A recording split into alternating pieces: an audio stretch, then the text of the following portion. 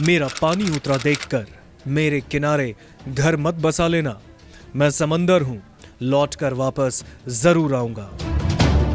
देवेंद्र फडणवीस ने यह बयान 2019 में चुनावी हार और विपक्ष के गंभीर आरोपों के बीच उद्धव ठाकरे को चैलेंज देते हुए कही थी और अब यही बात सालों बाद पूरी होती दिख रही है। वही समंदर अब वापस लौटकर आया है और बीजेपी ने उस नेता को तीसरी बार राज्य की कमान सौंप दी है। एक लंबी सियासी उठापटक के बाद भारतीय जनता पार्टी विधायक दल की मीटिंग में उनके नाम पर सबने मुहर लगाई। आइए देवेंद्र फडणवीस की राजनीतिक यात्रा कैसी रही उस पर नजर डालते हैं। जाहिर है देवेंद्र फडणवीस की ये यात्रा इतनी आसान रही ही कहां होगी। देवेंद्र फडणवीस ने तमाम चुनौतियों का सामना इस सफर के दौरान किया है। एक प्रदेश का मुखिया रहते हुए बीजेपी के आला कमान के कहने पर वापस से चुनाव जीतने के बाद सरकार गठन करने के बाद वो डिप्टी सीएम बने। लेकिन कई बार उसी नेता को लोगों ने कहा, विरोधियों ने आलोचना की कि मुख्यमंत्री रहने के बाद अब वो नेता उप मुख्यमंत्री क्यों बन गया।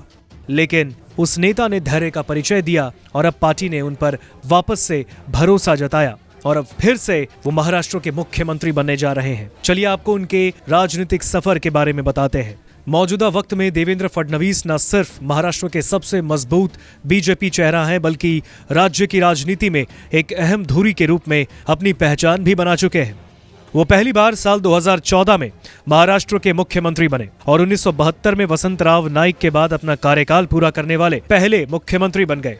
देवेंद्र फडणवीस ने तब इतिहास रच दिया जब वो राज्य के 59 सालों के इतिहास में पहले गैर कांग्रेसी मुख्यमंत्री बने जिन्होंने पूर्ण कार्यकाल के बाद दोबारा सत्ता प्राप्त की।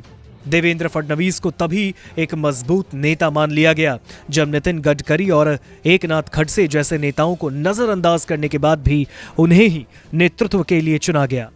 देवेंद्र फडणवीस का पूरा नाम देवेंद्र गंगाधर राव फडणवीस है और वो भारतीय जनता पार्टी के दिग्गज नेता है। वो 2014 से 2019 तक महाराष्ट्र के 18वें मुख्यमंत्री रहे और 44 साल की उम्र में राज्य के दूसरे सबसे युवा मुख्यमंत्री बने। फडणवीस का जन्म 22 जुलाई 1970 को गंगाधर राव और सरिता फडणवीस के घर हुआ।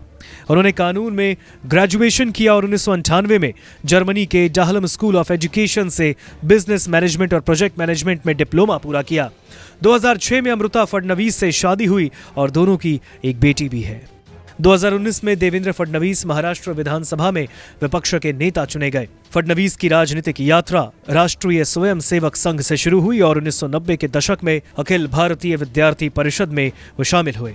1992 में नागपुर के रामनगर वार्ड से पहला नगर निगम चुनाव जीता और 22 साल की उम्र में सबसे युवा पार्षद भी बने। साल 1997 में फडणवीस नागपुर नगर निगम के सबसे युवा मेयर बने और भारत के दूसरे सबसे युवा मेयर भी घोषित हुए।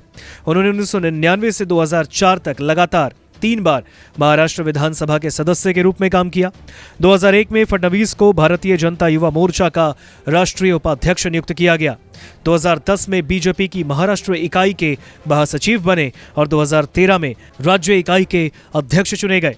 2019 में नागपुर दक्षिण पश्चिम विधानसभा सीट से फिर से वो विधायक बने।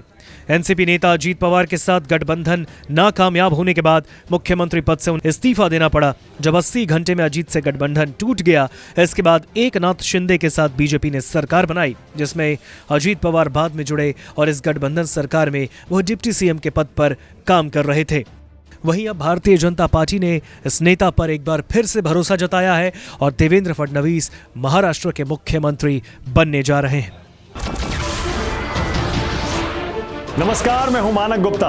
अगर आपको हमारा ये वीडियो पसंद आया हो तो इसे लाइक और शेयर जरूर करें और हाँ, हमें सब्सक्राइब और फॉलो करना ना भूलें ताकि आप देश और दुनिया की कोई खबर मिस ना करें। तो जुड़े रहिए हमारे साथ और देखते रहिए न्यूज़ 24।